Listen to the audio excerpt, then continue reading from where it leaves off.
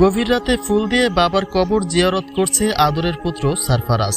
বাবার মৃত্যুকে এখনো স্বাভাবিকভাবে নেয়নি সে জানে বাবা তার সুস্থ হলে কবর থেকে ফিরে আসবে, যে কারণে ভালোবাসা দিবসে বাবার কবরে ভালোবাসা নিবেদন করছে সারফারাজ। যে বিষয়টি খুব গভীরভাবে হার্ট করেছে তনিকে। স্বামীকে হারিয়ে যতটা না শোকাহত হয়েছেন তার চেয়ে বেশি ভেঙে পড়েছেন পিতার জন্য সন্তানের এই আহাজারিতে।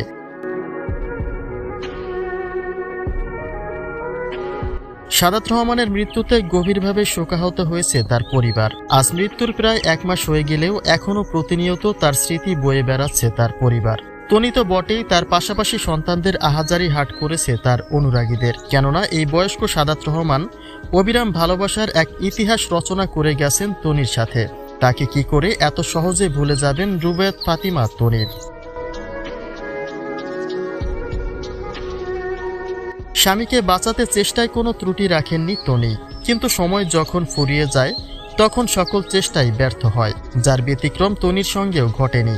কিন্তু বাস্তবতা মেনে নিতে হলেও স্বামীকে হারিয়ে বিচলিত হয়েছেন তনি। তার দেওয়া তথ্য মতে স্বামীর পেছনে 10 কোটি টাকার উপরেই খরচ করেছেন তিনি।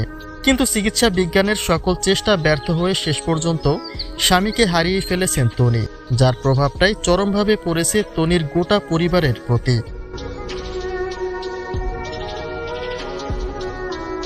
এদিকে বাবার মৃত্যুর খবর এখন অবধি জানে না ছেলে সারফারাজ। সে এখনো বোঝে না যে মানুষ একবার মরে গেলে আর ফিরে আসে না। বাবার জন্য সে প্রতিনিয়তই অপেক্ষা করে কখন সুস্থ হয়ে ফিরে আসবে তার পিতা, যে কারণে মাঝে মাঝে বাবার কবরে দেখা করতে যায় সারফারাজ আর বাবাকে ফিরে আসার আহ্বান জানায়।